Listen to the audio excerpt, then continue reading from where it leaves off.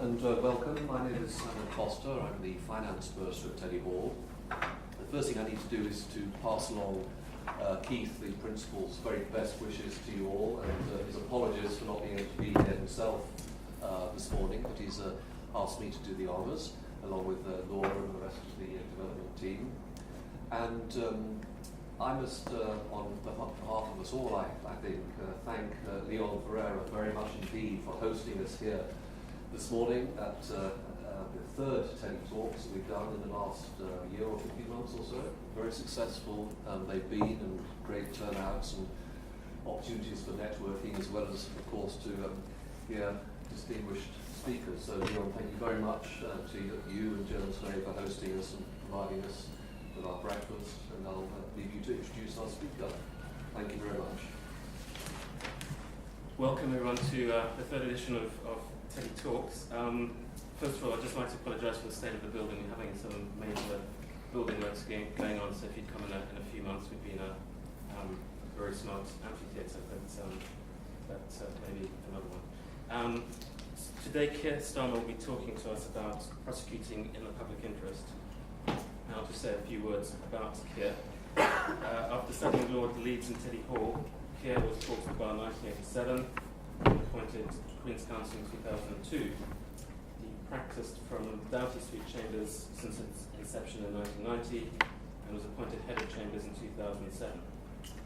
His main areas of practice are human rights, international law, judicial review and criminal law.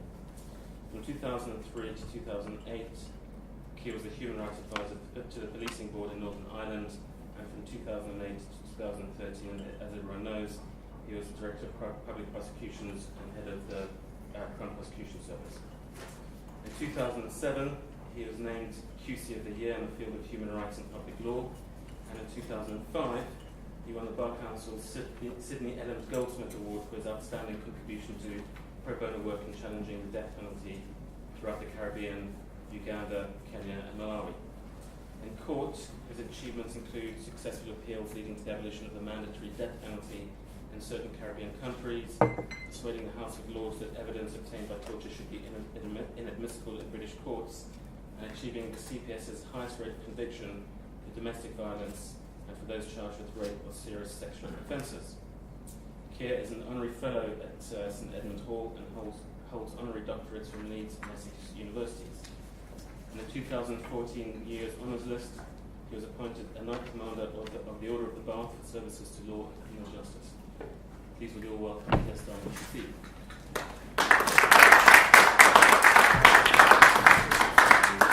Thank you very much, and good morning, everybody. I've got about 15 to 20 minutes, and then I think the idea is that we'll open it out into a discussion. What I want to do in the time I've got available is to remind you about an important aspect of our criminal justice system, and then to run you through 2 or 3 cases that I had to deal with, explain how we approached them, and then, by way of discussion, invite you to tell me whether you'd have done the same thing, and if not, what you would have done. But just let me start with something that I know will be well known to most of you, and that is, what's the basic test before you bring a case before our criminal courts? As you probably know, there are about 700,000 cases brought before the Magistrates' Court every year, and about 70 or 80,000 go before the Crown Court, ranging from very trivial stuff at the lower end to very, very serious mass terrorist trials at the other end. They're all subject, each of those is subject to precisely the same test under our legal system.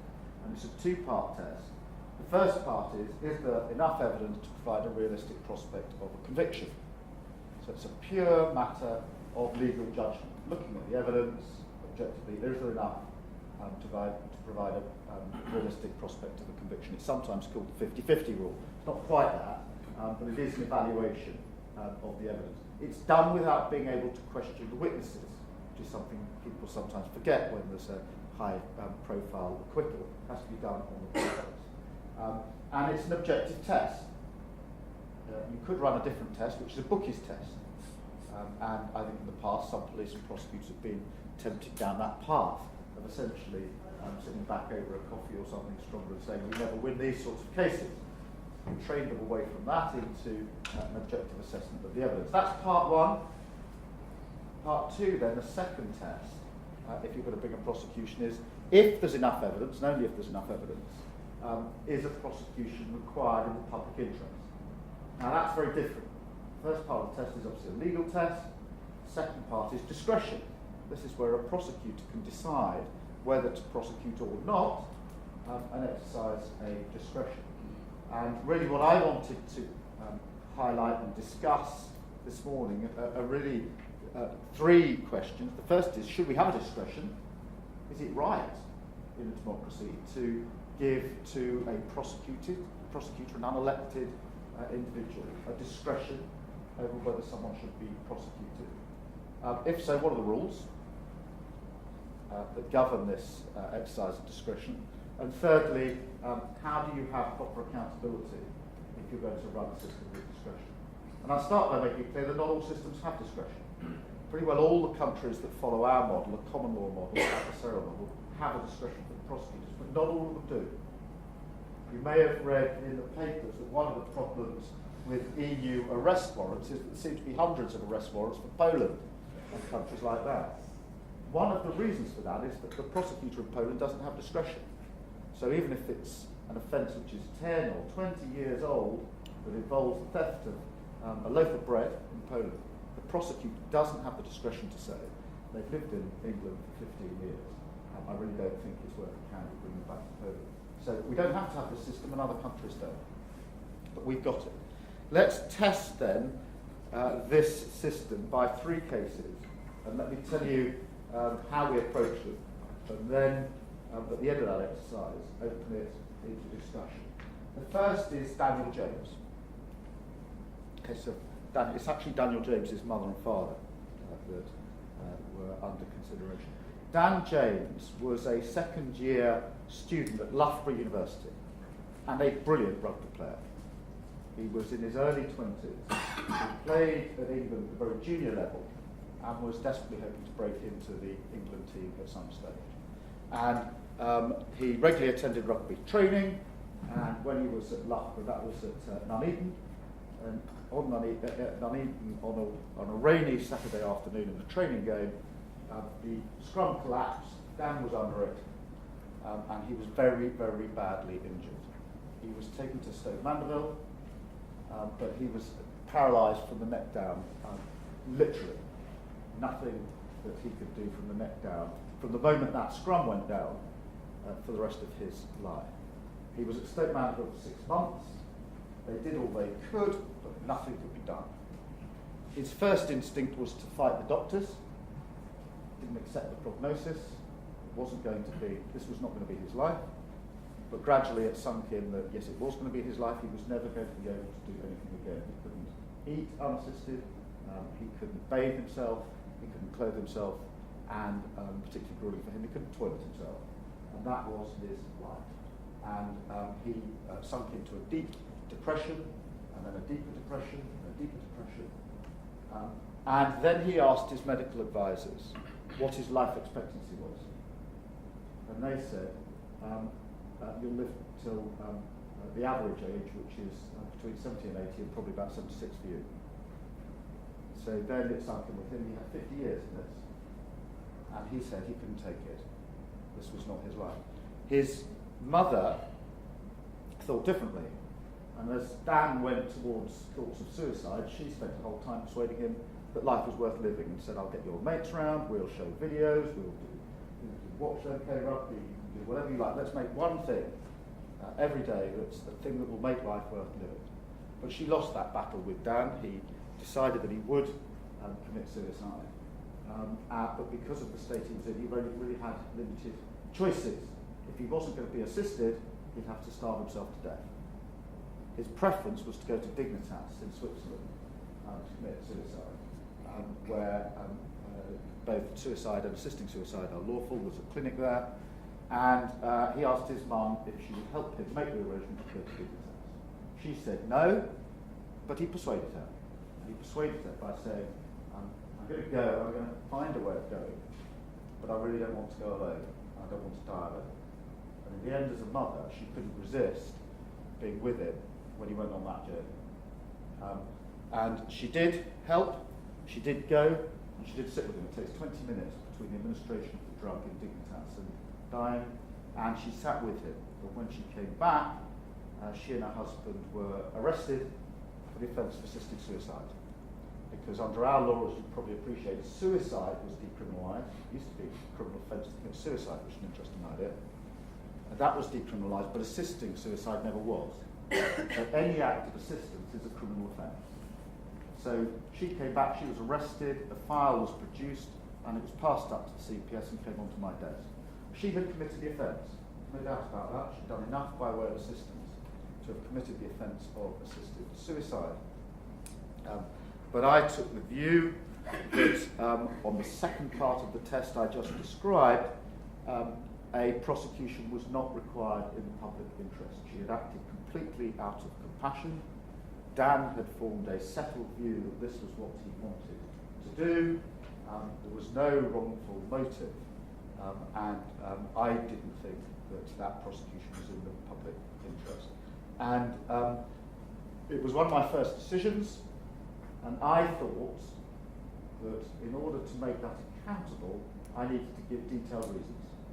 I didn't think it was enough for a DPP simply to say, in case of assisted suicide, I will, I won't, I will, I won't, without any explanation so people could see the basis upon which we were making decisions. So I gave a 10-page reasoned judgment, and ultimately that was used against the CPS because separately in legal proceedings a case was being brought saying you ought to have publicly facing guidelines, and until then the CPS had said we can't, it's so fact specific, at which case those arguing against the CPS produced my 10-page reasons and said, look, you can explain it, you can see the policy reasons here. And that led to the assisted suicide guidelines. So the question for you is, should a prosecutor be able to say, no prosecution in a case like that? Was it the right decision? Was it transparent enough? Let me take you on to the next case, completely different area of the law. We now spin forward to the London Olympics. Fantastic time, I think everybody would say. And we got lots of medals we didn't expect to get. But we expected to do better in the diving than we did. And you remember Tom Daley was a great hope for the country and did brilliantly well. He's a fantastic diver. But he didn't start well. He started poorly. And that led, in the world of social media, to lots and lots of traffic about Tom Daley. Lots of people expressing their view about his contribution to the Olympics and how they thought he should have done better. Some of it expressed in mild terms, some of it in stronger terms, in some in utterly foul terms. Some of it was not rude but hurtful, so you really let your dad down. But some of it was really offensive, homophobic in nature. Really offensive, homophobic in nature. And one of the individuals who decided to tweet his view of Tom Daley was a semi-professional footballer from mid-Wales, and he said to his 122 followers his grossly offensive homophobic view of Tom Daley and how he let everybody down. That individual had amongst his followers someone who decided to retweet it, and then somebody else retweeted it, and it went viral. And so this grossly offensive message about Tom Daley was everywhere. And there was investigation, and the case was brought to the attention of the Crown Prosecution Service, and to my attention the question was, should we prosecute? Now this is a difficult area. There is an offence under our law of sending a grossly offensive message by means of a public electronic network. I haven't got time to give you the whole history of this, but it's absolutely fascinating. And it goes back to the discovery of and development of telephones. In the 1930s, telephones were just beginning to be common, but they weren't prevalent. And one of the problems in the 30s was that nobody had cracked how you make a direct dial call. You had to go through an exchange. And at that stage, you had to go through an exchange, whether it was from an international call or just for a domestic call. International calls continued to go through an exchange for a while. So you couldn't phone up someone and get straight through. You phoned the exchange. The exchange would say, what number do you want? you'd tell them, and then they would link you at the exchange, and the exchange had to be staffed for that exercise. And all over England and Wales, telephone exchanges were springing up, and they were mainly staffed by women. Parliament in those days thought it was very important that the women in telephone exchanges should be protected from some of the comments they might hear whilst they were working in the telephone exchange, because they would be there effectively putting people together and know what's going on. So they passed a law in 1935 that made it offence to make a grossly offensive comment using a telephone, and that was to protect the women in the telephone exchange. And being 1935, they didn't put any offences in, and they didn't bother with mens rea. They didn't have to predict the mental element, just grossly offensive was enough. They also, lesser known, made it an offence to send a false message if your intention was to annoy. Interesting. Again, no thanks. Over the years, Parliament changed the means of communication. So it went from telephone to telecommunication system to public telecommunication system to public electronic communication system. But the offence stayed the same, grossly offensive message. That stayed the same over the years. What happened then was that 10 years ago, Twitter came into being, and Facebook. And secondly, our courts decided that a public electronic communication system included the internet. And therefore, in one sweep, every single message which is accessible in any way using the internet came within the scope of that offence made for the women in the telephone exchange. So any message sent by any medium that is grossly offensive is now caught by this little old provision put in place in 1935. And that means, to go back to Tom Daley's case, that millions and millions and millions of messages every day are subject to this law. Now, you're probably all users of social media in one way or another, and you don't have to surf for very long to find some really offensive stuff. I've never put a percentage on how much of the material out on social media is grossly offensive. But even if it was a small percentage, that's pretty good percentage. I did actually Google Tom Daley homophobia when I was doing the case, and there were sheets of stuff. And I worked out that if every case of a grossly offensive message sent by social media was prosecuted, would be prosecuting tens of thousands of cases a day for this offence, more offences for saying things on social media you shouldn't have said than for any other offence known to the law. The number would be greater than all the other offences put together. So we had to take stock because the law had developed in a way which, in a sense, hadn't caught up with social media. And we decided in Tom Daley's case, having consulted him, interesting to know your views on whether that was a good idea or not, Tom Daley said, I find it really offensive, I really don't like it, but I don't want to do anything about it. And that was his view. I think these people should know they shouldn't do it, but I don't want to do it. So having consulted him, having talked to the semi-professional footballer who said, I didn't realise you could retweet, I find it hard to maintain that in the future, we decided not to prosecute on the basis that you could take into account the very high threshold of free speech when it comes to the internet and social media, and that you could take into account factors such as whether the individual was remorseful, whether they had taken it down or blocked the account and taken action to try and stop the message getting any further, and he had done all those things.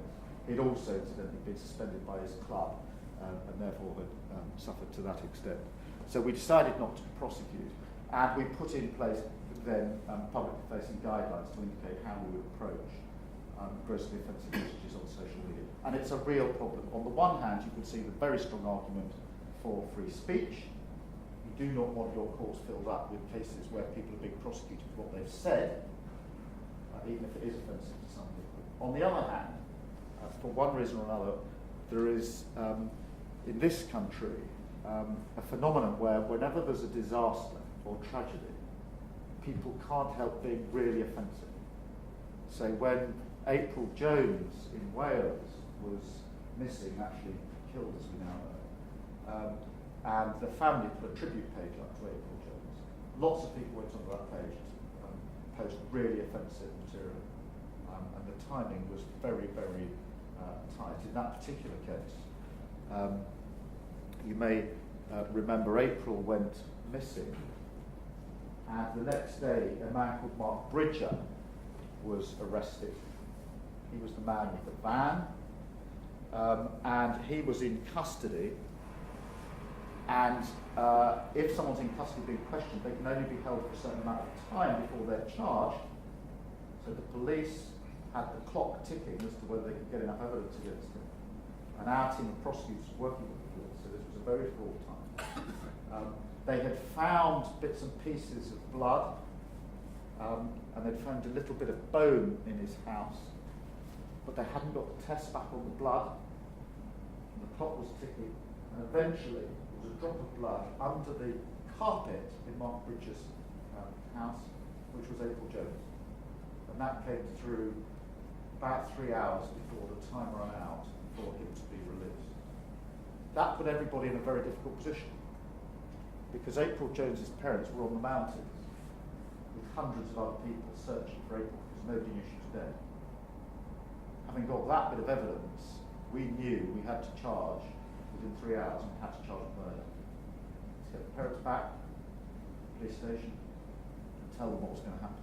The good news is, got the charge. Bad news is, it's murder. And in that period of time, a man up in Lancashire thought he would send a really grossly offensive message to the tribute page. Now, whatever you think of free speech, the timing of that was really, really tense and raw for that family at that time, just as they were being told, you might as well come off the mountain now with all the hundreds of people that are with you, because your little girl is dead. So, very difficult one. We made the judgment call in the Tom Daley case. We have the guidelines. And then, finally, I wanted to give a third case or series of cases. And that is, what do you do, very topical now, something came up on Tuesday, it's going to come up again. What do you do about sexual misbehaviour that took place many years ago? Do you always prosecute, or do you not prosecute? And you'll remember that Jimmy Savile died a national hero in the autumn of 2011. Within a year, there were so many allegations about what he may have done that Operation Yewtree was set up by the Metropolitan Police. They started their work in October 2012, and their first task was to make a record of all the allegations against Jimmy Savile. And they produced their first report in January 2013, so that's 3 months. And in that time, they invited anybody who wanted to come and see them to come and see them, and they would evaluate what they had to say. 600 people came forward, and the police recorded 224 criminal allegations against Jimmy Savile, which they said were recordable offences, and they would therefore have been investigated if Jimmy Savile had been alive. It's obviously not all of them, but it's a lot. 224. How many of those people do you think came forward during Jimmy Savile's lifetime? 4. All the others, and that's way over 98%, said that they didn't think they'd be believed, they didn't have confidence in our criminal justice system, and they didn't think that they could take on someone like Jimmy Savile. And so we had this profound situation where most people had been subject to sexual assault, didn't have sufficient confidence to come forward in our system. This is a really big problem. Operation Yewtree, therefore, continued its work, and a number of individuals came forward to make allegations against high-profile people who are still living and have been prosecuted. You've seen the various and mixed results. Stuart Hall was one of the first. He pleaded guilty to a series of offences. And he pleaded guilty, frankly, because of the compelling nature of the evidence.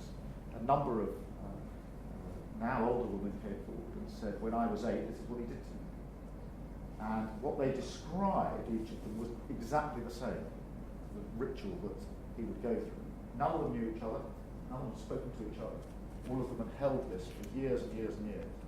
But because of what they perceived to be the different attitude to offending that took place many years ago, they came forward, and it would have been impossible for Stuart Hall to have suggested that they had somehow concocted that and made it up. So he pleaded guilty, and you saw that he was sentenced and has subsequently been charged with other offences.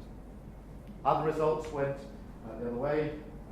Coronation Street at one stage was looking like it might have fewer actors than normal, but in the end all was well for Coronation Street. Daley Travis was acquitted on a number of charges and is to be retried.